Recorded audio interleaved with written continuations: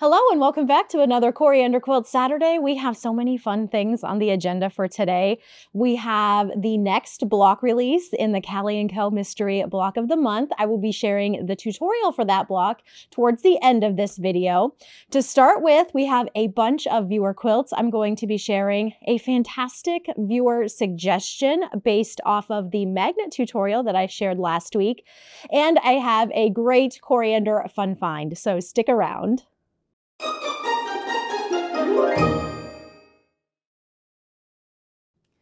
First off, let's start with that great viewer suggestion for the magnet tutorial that I shared last week. You remember these cute little magnets, the little patchwork magnets I talked about, and one of the portions of the tutorial shared how to secure the magnet within two pieces of fabric that are then tucked inside. If you didn't watch the magnet tutorial, I suggest going and checking it out. It has been fun reading your comments and hearing from you about how much fun you have been having sewing these little guys up over the weekend and during this last week.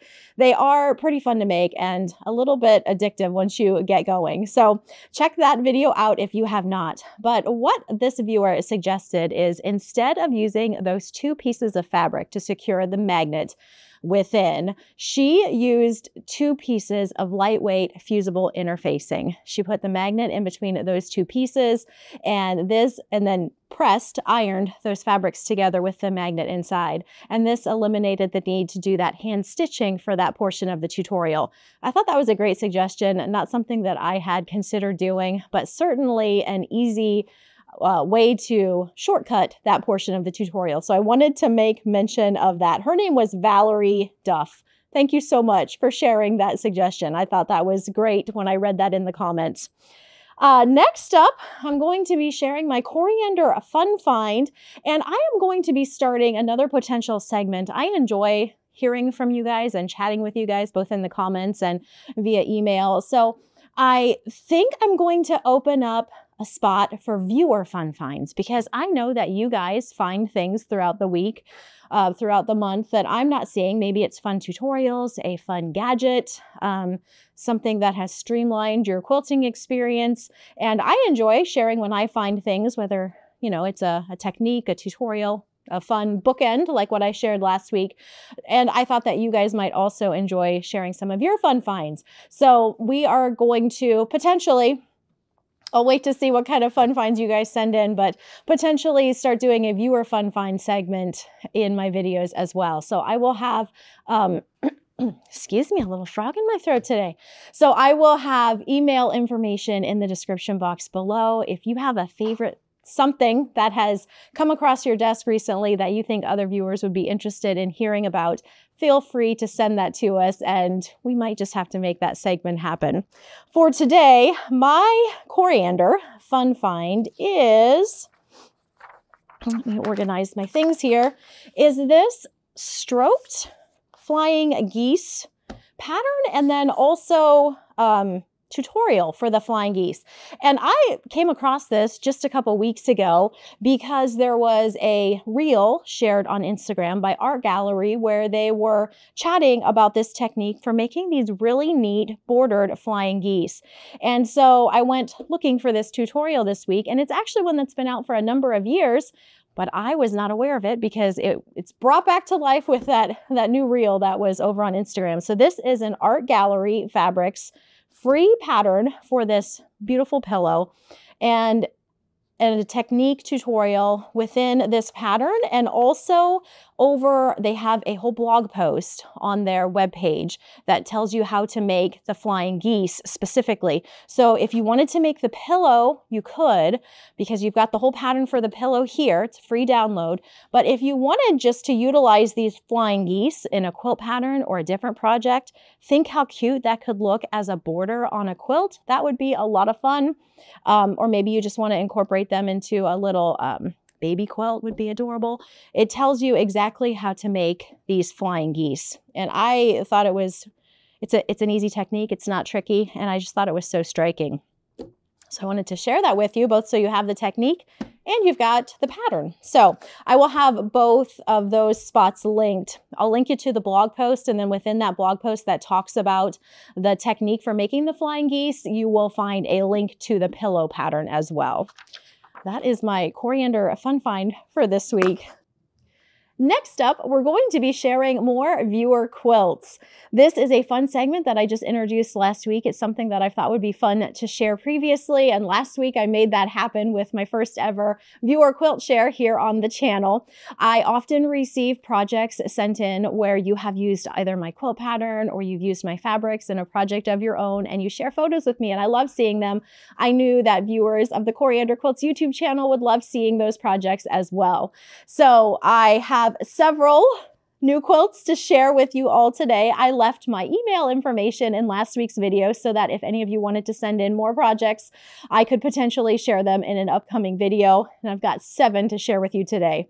The first 2 are actually Purry Stars quilts.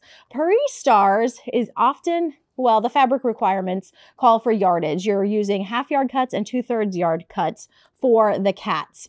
And you can also make them using fat quarters. So this quilt has 20 different cats. You could use 1 fat quarter of a different print for each cat. So 20 different prints of fat quarters if you wanted to make them that way.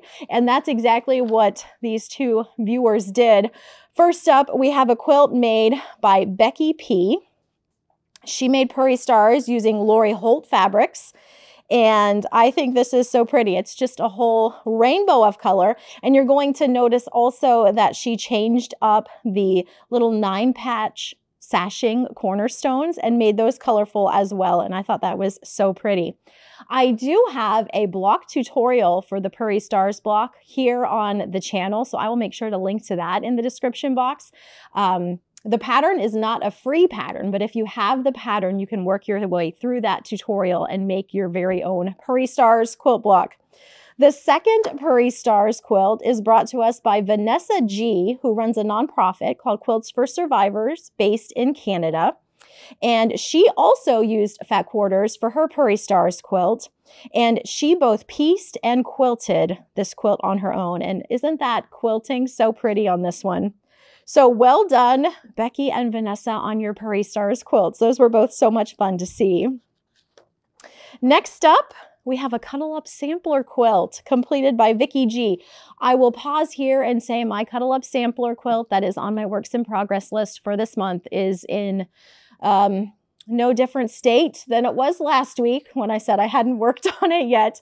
To be fair, I didn't share that I have a March 7th big deadline coming up. So my time has been spent on that the last 2 weeks, but I am nearing the end of that project, and I feel like maybe this week I can dive into my Cuddle Up Sampler. But maybe this finished quilt by Vicky G will get me wanting to get that finished because I think this turned out so pretty. This is the message that she included with her picture of the quilt. I wanted to share the quilt that not only introduced me to you, but what's the perfect gift for my mom this last Christmas.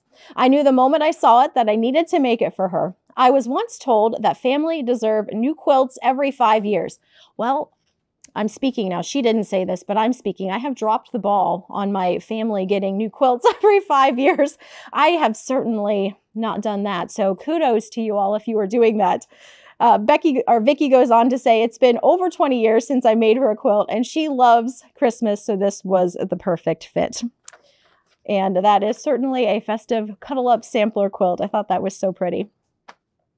Next up, we have Woolly Wall Hanging. This was sent in by Loretta L. She goes by Rhett, and she sent me this beautiful picture of her woolly wall hanging. She said it's her first Coriander quilt, and she loves it. She long arm quilted this quilt, and isn't that quilting amazing? I always love the look of custom quilting on a project. I think it turns out so pretty. And the texture that she gave Mr. Woolly with that spirally quilting there in the center is so perfect for this quilt. And then, of course, those different border treatments that she has utilized are so nice. Next up, we have a quilt sent in to us from Janet M. She made a king-size quilt using buttercup and slate fabrics. In Janet's words, she says, Loved the fabric and created a type of cross-stitch pattern row quilt. Took ideas from different quilts and loved the way it turned out. Also parts of cross-stitch patterns. Each individual block is 1 inch, and she said it was fun to do. So this was such a neat project to see in those buttercup and slate fabrics. The next quilt utilizes the Woven Star foundation paper from Fat Quarter Shop. So I wanted just to pull out my pad of this paper when I was talking about this quilt. So I will have this product linked in the description box if this quilt catches your fancy, or if you just like the idea of being able to foundation paper piece these cute star blocks. The foundation paper piecing really streamlines some of these trickier to piece blocks. This project was sent in by Kelly H. And she said, when I got a pack of Woven Star paper from Fat Quarter Shop, I knew I wanted to make something with Peachy Keen. I alternated my woven stars with charm squares, and I really like the outcome. I quilted it myself on my Moxie long arm from Handy Quilter. Still a beginner, but I'm happy with it. This one is going to my daughter's teacher in June. That will be a beautiful teacher gift for her daughter's teacher. And I wanted to add in her message, she also said that she wants to see more Tigs. So many of you say, hey, when is Tigs coming back to visit? And he might make an appearance sooner rather than later.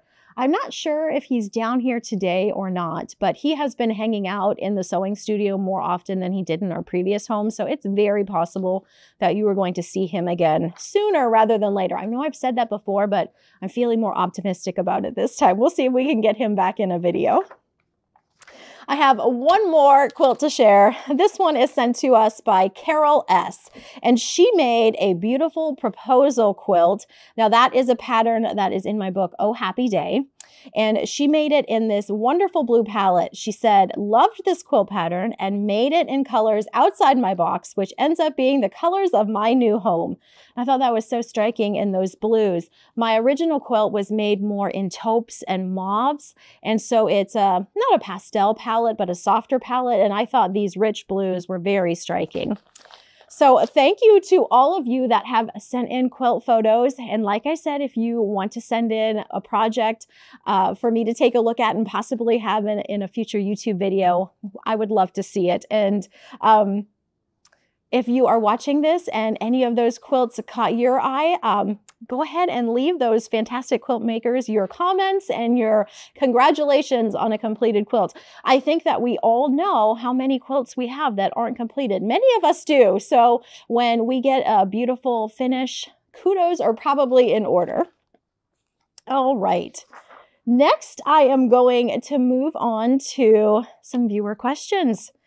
I received different questions throughout the last few months. I tried to go back and grab some of those that have been waiting on my questions list for longer because I have some that have just been hanging out there for a little bit long. So I pulled some from a while back and we're going to dive into some of these. And then after we go through some of these questions, I'm going to be sharing that Cali Co quilt block tutorial. The first question comes to us from Tarson3066. Her question is, I'm new at volunteering to make quilts for kids without beds. Are there grant organizations to apply for batting and backing or fabric manufacturers that have an application process for individuals? I'm not part of a guild. Thank you. This was a question that I don't have the answer to, so I was hoping we could crowdsource this answer. I know many of you have donated to various charity organizations and might have information that would be very helpful for her. And I just don't have that, so I was hoping that maybe between all of us, we're going to be able to have some good information. So if you know anything in regard to her questions, grant organizations to apply to for batting and backing, or fabric manufacturers that have an application process for individuals, if you have information about those things, leave that in the comments and we'll see if we can't get her some good information. The next question is from Angela Stoutinger. She says, my question is how to decide whether or not to add a border to a quilt. Sometimes I have a hard time deciding how it would look best. It's always easy if you are trying to make it bigger, then you add borders. But what if it's okay the size it is? So this is a question. I don't think there's necessarily a right or wrong answer. There would probably be things that you could consider that would help you make that decision.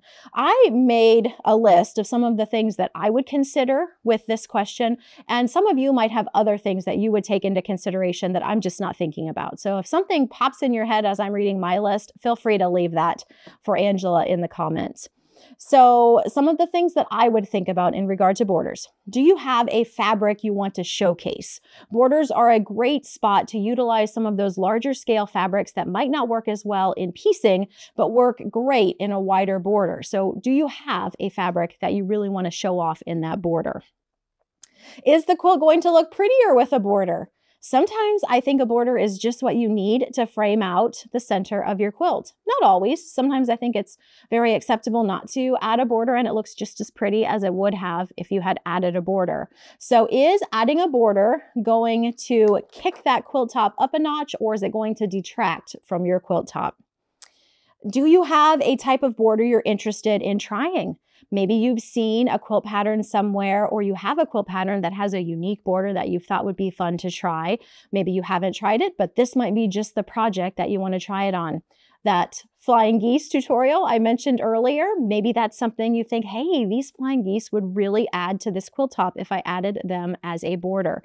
Or piano keys. Piano key borders can be a lot of fun, a great way to use up scraps. Do you have a lot of scraps that you'd want to turn into a scrappy border, both to give that quilt top a little kick in the behind and make it fancy, and then also use up those fabric scraps? What about applique? Maybe an applique border is something that would add a pretty vine and berries, or there's all different kinds of applique that could be a really fun addition to a border. So is there a technique that you're interested in trying and you think that a border would really let that technique shine?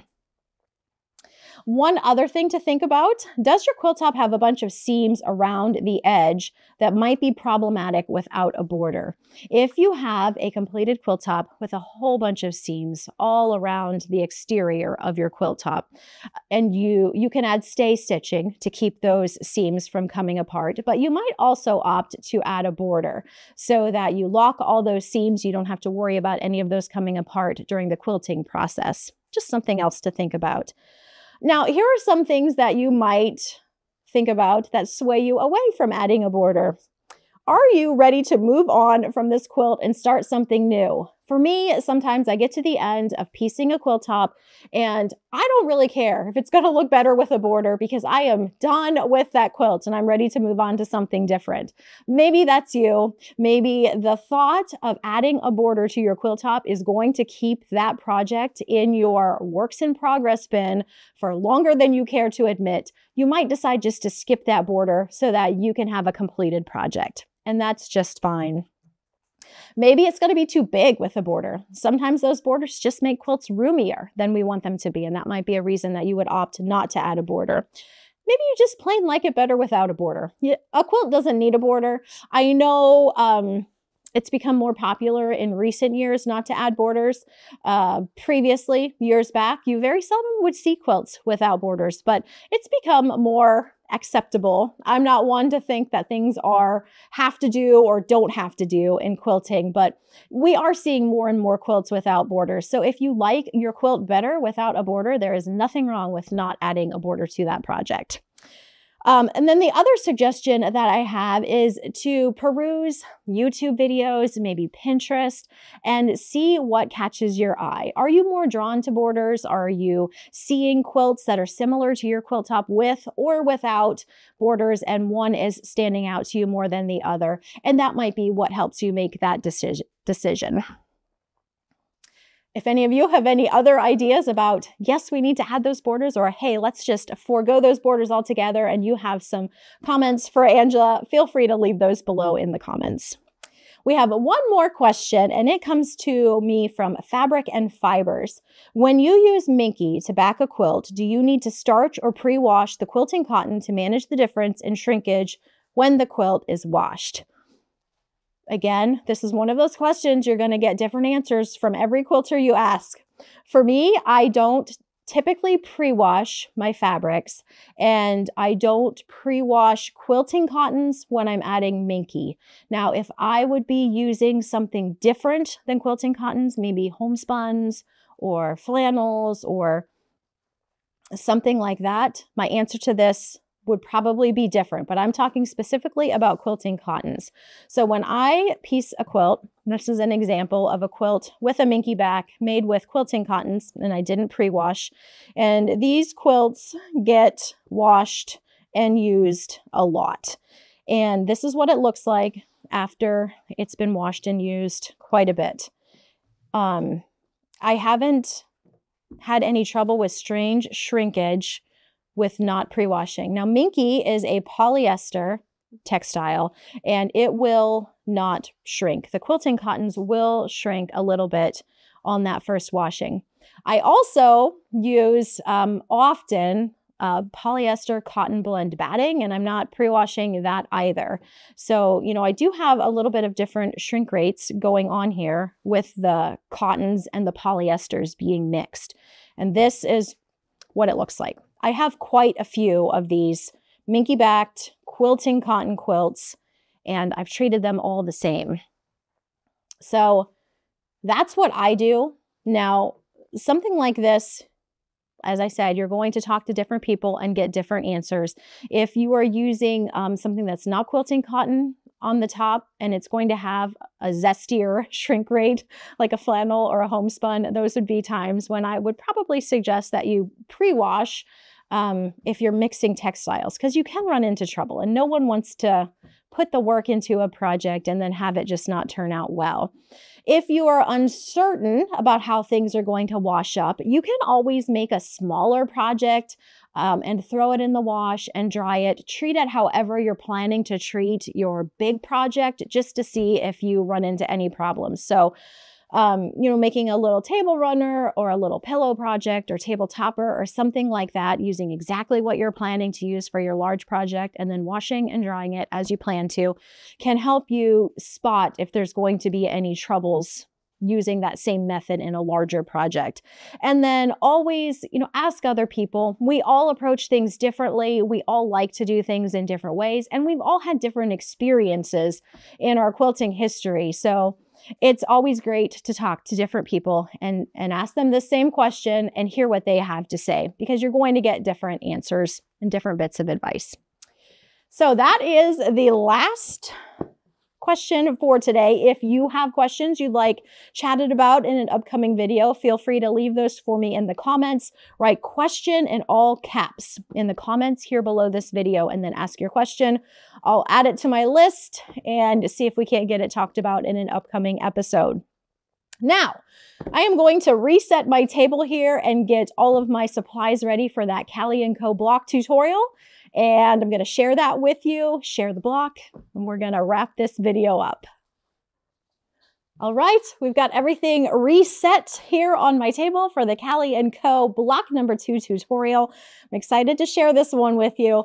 Before I start, if you're new to this sew along, you are going to find all the information linked in that description box below this video. That includes the block number 1 tutorial video, as well as the blog post where the free pattern is shared. It includes the fabric requirements blog post, a calendar of dates for all of the days that the blocks are going to come out this year. This is a 2025 mystery sew along with new blocks coming out the 3rd Saturday of every month.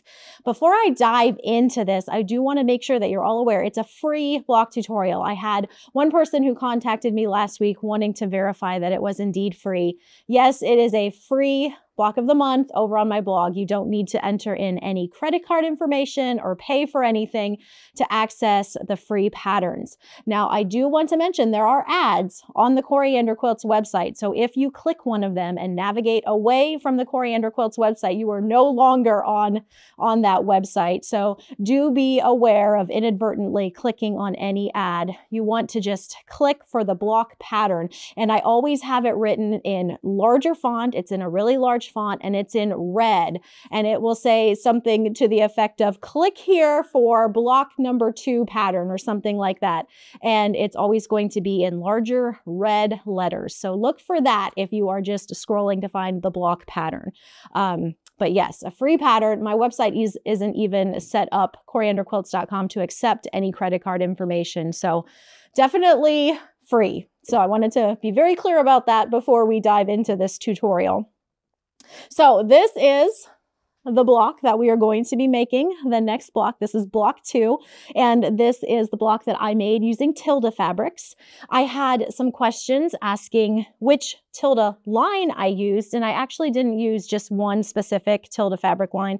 It's a mix of fabric lines. I pulled a similar palette to what I have in Cali Co. So it's the full rainbow, but it's kind of a dusty rainbow of colors. So you're going to see like the pinky shades in Cali Co. and in Tilda. You're going to see the pinks, but you can kind of see the different tones that I've chosen between the 2 lines.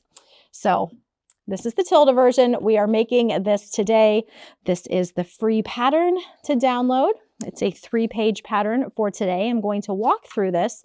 Now, I am not going to be going through this in as much detail as I did block number 1. I covered quite a bit and spent a fair amount of time going over piecing and cutting in that block 1 tutorial. So if you haven't seen that, you might check that out.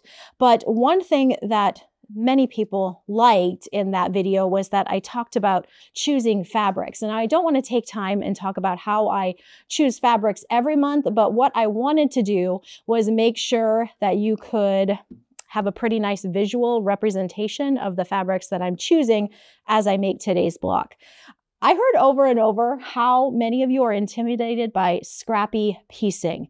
So, and you're not alone. I encountered this quite a bit when I was teaching classes. I used to teach a lot of classes before I started doing YouTube videos. And that is something that just intimidates people, is scrappy piecing. So in my Facebook group, the Coriander Quilts private Facebook group, if you're a member there, you've seen some people have opted to go a little less scrappy.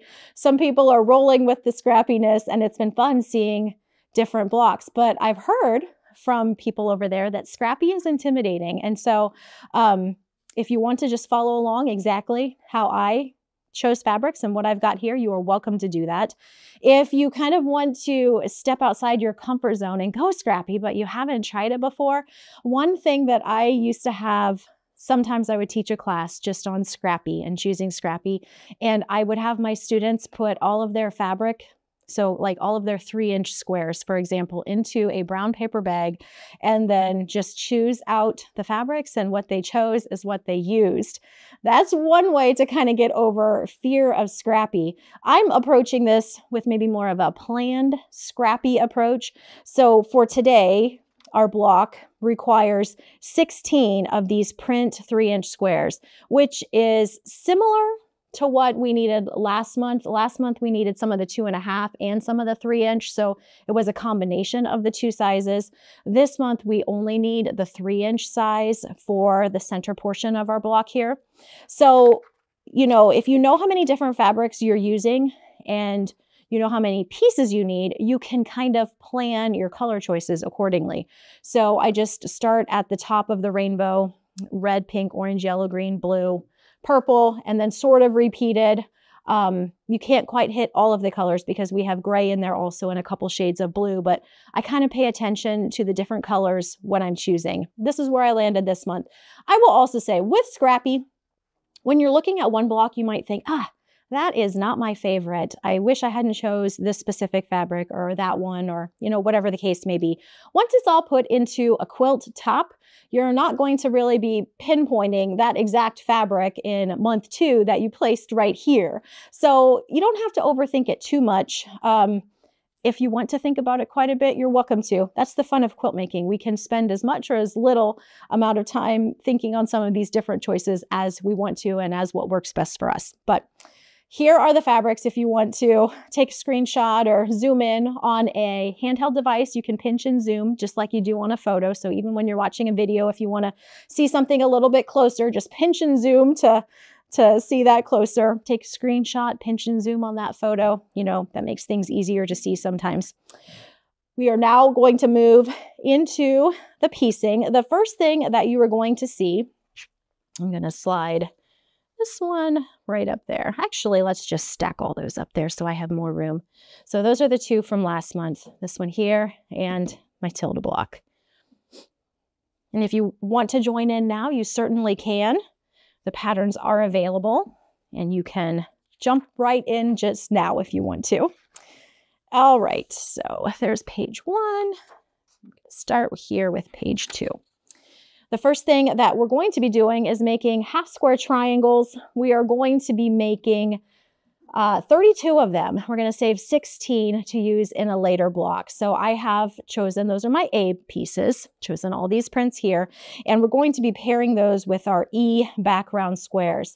Last month, I mentioned that I am opting to mark my sewing lines as opposed to marking my cutting line like the pattern shows. You can do it either way, and if you have a completely different technique that you like using for half square triangles, feel free to utilize the method that works best for you. What I am going to do is pair my E's with my A's. These are going to go right sides together. And then I am going to sew on my marked sewing lines. If you have marked one diagonal from corner to corner on your background square, you are going to be sewing a 1/4 inch away from both sides of that marked diagonal. We are going to do that for all of our A and E pairs. I've made my half square triangles and I have laid 16 of them out into the layout indicated on the second page. This is my stack of duplicates. Just like last month when we made half square triangles, you're setting aside the duplicates that are going to be used in a later month. And that is just going to set ourselves up for success because we're going to have those done. So I will still need to go through, press these open. All of these half square triangles get pressed open, and then these will also need to be trimmed down to 2.5 inches square, just as I've done with all of these. The next step is to sew our half square triangles together. We're going to sew them together in horizontal rows. Once we have the rows sewn together, we're going to sew the completed rows to complete the blocked center. This is what your block center looks like now that it is completed. It is going to measure 8.5 inches square. This is what the back looks like. And now we are ready to move on to the last page in our pattern. We're going to be sewing our F's, our G's, our B's, and our C's to the sides of our block. So the first thing that we're going to do is sew F background strips to both sides, followed by G background strips to the top and bottom. Those seams are all going to get pressed away from the center as illustrated. Then we are going to sew our B side borders to the left and right and our C borders to the top and bottom. You see that here in step 2. Again, we're pressing all of those away from the center. Once those units have been sewn together, your block is going to measure 12.5 inches square, and we will be ready to add those final little stitch and flip corners. This is what the 12.5 inch block looks like at this point in time. We are adding on those same stitch and flip corners that we did last month. We are also going to be saving those same bits that we saved last month to use in an upcoming bonus project. So we will have our D squares marked with a diagonal line from corner to corner, just like we did last month. And then remember, we marked that second line 1/2 inch away from the first line. These I have already marked, but I saved one of them because I wanted to chat about something. Oftentimes, these stitch and flip corners can be a little bit fussy for some quilters. Some quilters really don't like doing these corners. We call them different names: stitch and flips, snowball corners, sew and flip, easy corner triangles. I've heard them called so many different things, but the technique is all pretty much the same. Now, there are different ways that we can approach sewing these corners. So if you have a favorite ruler, favorite tool, a favorite method for making these, you should always feel like you can make adjustments to a pattern to suit your sewing preferences. So if you have a certain way you like to sew these, feel free to utilize a certain ruler or a different technique. Keep in mind that when you are switching to using a different method, sometimes that requires more or less fabric. So you may find that you need to make adjustments to your fabric cuts as well. So, but always feel free to tailor a pattern to what you need it to be to work for you. But one thing I wanted to talk about, because someone asked me about this and I have never shared this here that I can recall, and I do this without even thinking, and it certainly does make a difference on the accuracy of these stitch and flip corners. So on my D, when I mark my diagonal line, and this would be for flying geese, for this sort of corner, stitch and flip corners, anything where you're drawing that diagonal line from corner to corner, I always back my ruler off so it's not running right at those corners. So my corner is up here and I have my ruler offset by just a little bit. And I do this without thinking about it because I want my drawn line to run exactly from corner to corner. And I know if I place my ruler exactly in that corner, that my line is going to be just a little bit off center. And so this is something that I've just always, I don't know, I guess I can't say I've always done it, but I do it now and I don't even think about it. So there my corner runs from corner to corner and my ruler was just offset a little bit when I drew that line. So then when I draw my second line, this one is a 1/2 inch away. There we go. So we've got our 2 lines marked just as we are instructed in step number 3. And then these corners are going to be placed, 1 in each of these 4. Make sure that that second line that you drew, the one that does not run corner to corner, is on the exterior portion when you are sewing these. So this one is easy to see. You have the corner to corner on the interior portion of your block, and then the line that you marked a 1/2 inch away is on the exterior portion of your block. You're going to sew these stitch and flip corners on all 4. And then you're going to trim them just like you did last month. And this is what your nearly completed block is going to look like. I say nearly completed because I'm sharing one last little tip that I have for doing these stitch and flip corners. I don't think I shared this last month, but this is something I do every time I do these corners. And that is to press this out before I cut anything out from underneath. So you press these out, and then you can make sure that everything lines up before you make any cuts. So I can see that I don't have anything overhanging these corners. And when I look at it from the front, I can see that my top triangle comes where I want it to, all outside this outside perimeter. If you have sewn, mis-sewn or mismarked, and you end up with something that doesn't meet your outside perimeter, or if when you flip it over, you see that you have something hanging out beyond the edge, that means that you have either mis-sewn or mismarked, and it's not quite as accurate as it could be. When we double check using this way, you can see if you've gone awry or if you are in good shape to trim out those bottom pieces. Once you trim those out, you don't have that handy guide. You can't see this edge anymore, and you don't have that handy guide to know if you've sewn and marked accurately. So then I would just flip this forward. We are cutting this edge off a 1/4 inch away from that first sewn line. So I can place my ruler right like so. Make sure I've got you there. And then cut this corner off here. And then that is actually complete. And then you have your fun little bonus blocks, just like we did last month. You're going to want to trim those to 3.5 inches square, press and trim to 3.5 inches square. And then your block will be complete. That's just an extra little step that you can take if you have struggled with those stitch and flip corners in the past. So I'm going to go ahead and get those trimmed up. I'm going to have a completed block. I do thank you so much for stopping by. I am excited to have so many of you joining in on this sew along. It's always fun, as I've said so many times, to sew along with all of you on these mystery block of the months. So thank you so much again for stopping by. If you have questions, let me know. If not, I'll catch you again next Saturday.